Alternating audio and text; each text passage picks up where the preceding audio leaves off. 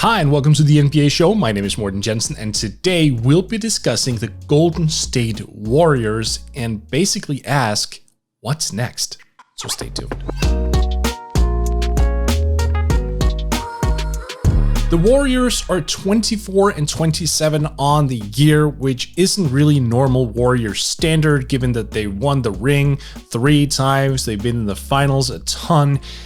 This is just a different team, but mostly it's because Klay Thompson remains injured. As we all remember, back in the finals against the Raptors, he tore his ACL, missed the full season afterwards, and then before this year, he tore his Achilles, which also means he's out for this year. It's going to be 2 full seasons without Klay Thompson, just a huge loss from an on-the-court perspective. Thompson, of course, is one of the premier three-point shooters in the NBA, but also something that we really don't discuss a whole lot of is the fact that Thompson is a great defender, both in terms of team scheme, individually, and you have to wonder when he comes back eventually, how will he look defensively? Will he still have his lateral movement? Will he still have his anticipation? Because 2 years and 2 major surgeries later on is always going to be a big pill to swallow. It's going to be very difficult for him to come back to the same level that he was before. So that's something we're going to be looking at for next year. But yeah, the lack of Thompson on the court is definitely not helping their current situation. His backcourt teammate, Stephen Curry, is fortunately healthy, productive. He's averaging almost 30 points per game, shooting almost 41% from downtown on tremendous volume. He's looked the part as the superstar we know him to be. He's a little bit older, but you know what? You can't really tell because that three-pointer is still as sweet as ever. He has been the main cog in the Golden State Warriors offense. He's still the Stephen Curry of old, and when you watch him play, you almost feel a little bit sorry for him because he is trying to do the best with what he's got, and currently what the Warriors have compared to years past is not a whole lot. There's no more Oubre Jr. I already touched on Thompson. Draymond Green has gotten a little bit older. Obviously, Kevin Durant is in Brooklyn. This is a watered down team compared to years past, but Curry, to his credit, is doing everything within his power to keep that organization relevant, and I think he deserves a lot of praise just for how much he fights every single game. A lot of guys would mentally check out and just await certain players' returns. He's not. He's in it. He's in the thick of things. He is what you can call a true soldier in that regard, and I think it's really worth noting that. I think it's worth looking at these guys and going, that competitive spirit is something much higher than we can even fantasize about as regular human beings. What Curry is doing here is just sheer will of force, and it's beautiful to watch. Now, Curry is being aided a bit. He's got both Kelly Oubre and Oubre Wiggins by his side, both of whom are scoring the ball at a decent clip. Let's start with Oubre, who really came into this year struggling. He couldn't hit a shot to save his life. It was really getting bad. But over the past 28 games, we've seen an entirely different version of him. He's averaging 17.5 points, grabbing 6.5 boards, shooting 47% overall. He's doing a lot better now. It was just a matter of him getting into the flow of things, him getting acclimated, I think, to playing next to Curry. He's never played next to a guy of such volatility before, someone who can shoot the ball of that sense. I think this was an adjustment for him, and he's really coming on now. You're not looking at an all-star, but you're looking at someone who's a very stable, full-time starter in this league, and that's nothing to sneeze at. That's pretty damn good.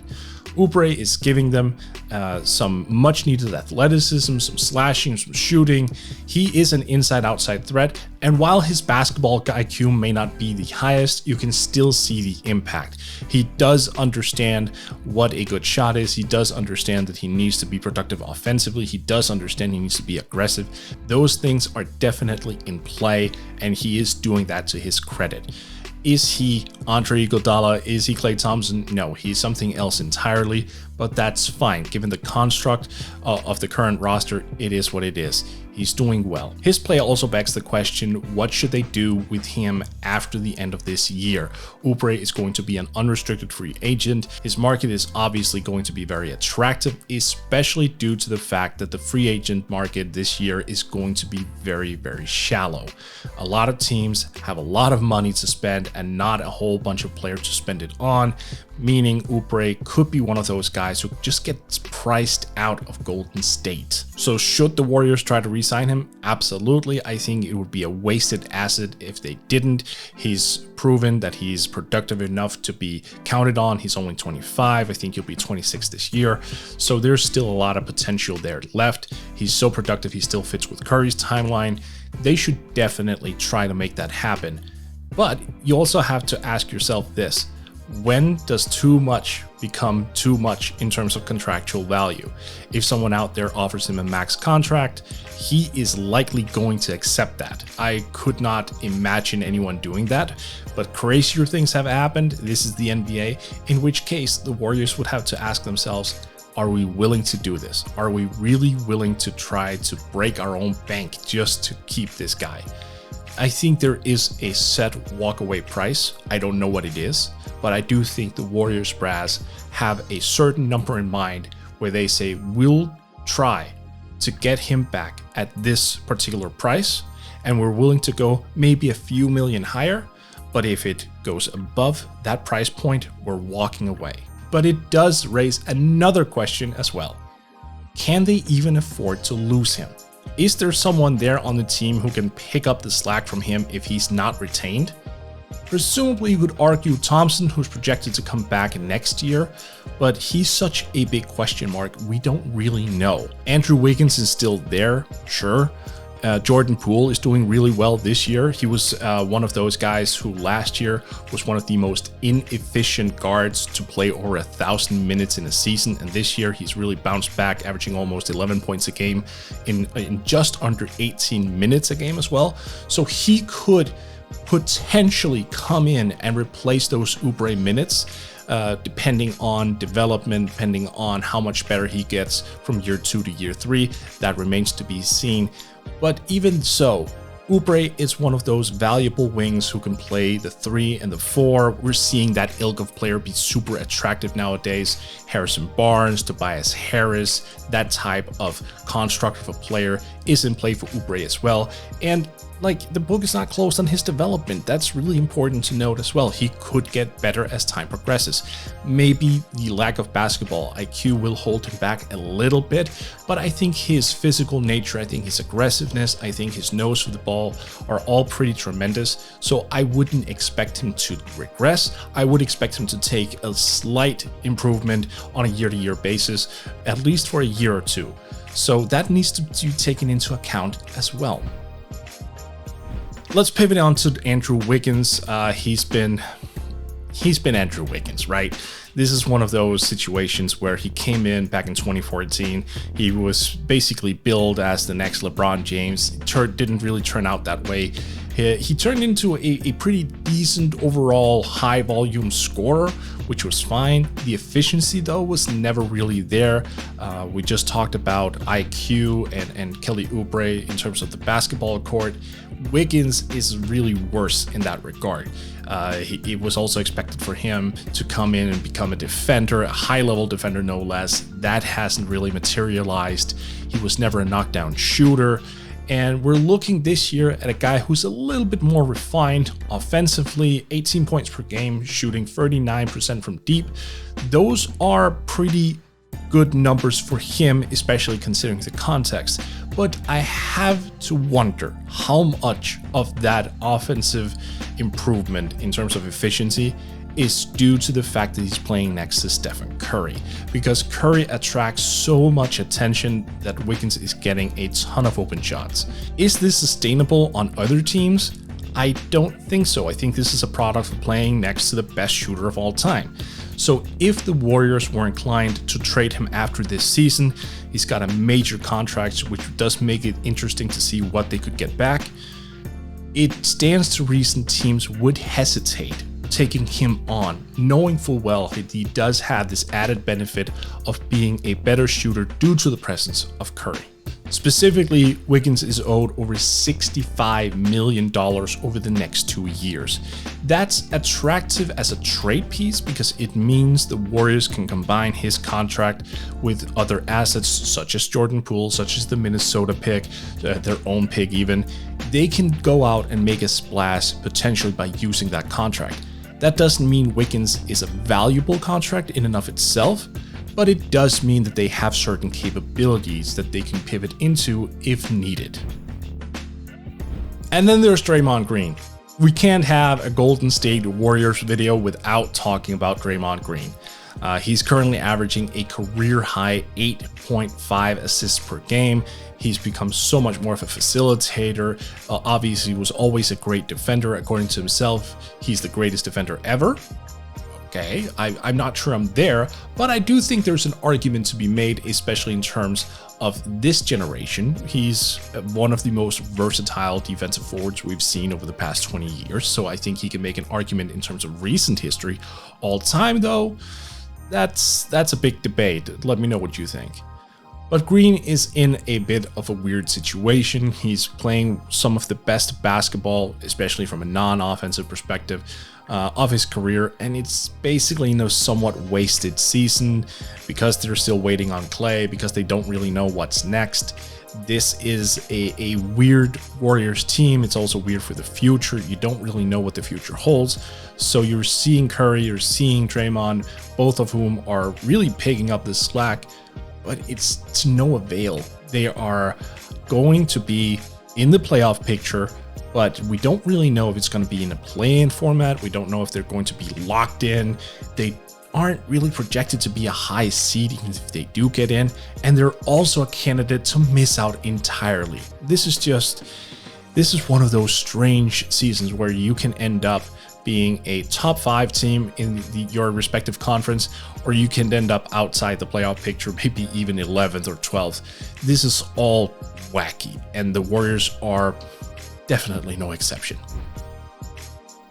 So let's talk about that funky future. They got James Wiseman in last year's draft.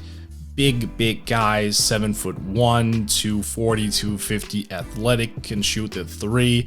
Got some pretty impressive ball handling skills for someone his size, but he is raw. This has been the word on him from day one, and it's been very much underlined, having watched him for over half a year now. Now, don't get me wrong, that doesn't mean I'm hating on him. He's got a lot of potential. He is super intriguing, and if that 3 ball is going to be consistent for the rest of his career, I mean, watch out. That means he could be one of the primary inside-outside big men offensive scoring factors. But right now, he's trying to piece everything together, which is supremely difficult. Last year, he only played in 3 college games. He didn't have a training camp this year. He just got thrown in at the deep end of the pool and was asked to produce. And to his credit, I think he has. But it's not surprising to see that he does get yanked from games when he makes a lot of defensive mistakes or mental mistakes. He's a rookie. He's only 20 years old. He just turned 20, actually. So we're looking at a guy who's just not polished yet. So it's going to take at least a few years, which does raise the question. Does his age, 20 years old, align with that of Draymond and Steph and the return of Klay? No, it really doesn't. And you have to ask yourself, just how long do those guys have available to wait on the development of Wiseman to make this team whole? That doesn't mean I'm advocating for a Wiseman trade, but I am saying that if the Warriors are presented with an offer, a strong offer for established veterans to come in, and the price point is Wiseman, Jordan Poole, and some of the future draft picks, maybe Andrew Wiggins for salary matching, I think you have to look at it. I think you have to understand we are in a win now situation because of Curry, because of Draymond, and yes, because of Klay, even though he's a huge question mark. And that sounds ridiculous, but it is what it is. When you have a player of Curry's caliber, you just do not have the time to waste it. You don't. This is the greatest shooter of all time. You owe it to him to turn this thing around to the best of your abilities. And to his credit, I think Bob Myers is trying to do that. But we're looking at a team right now that's just in a state of flux. Everything is kind of open to interpretation. Do you pivot the one way? Do you pivot the other way? What do you even do about Klay? Because they have a lot of information on him that we don't have.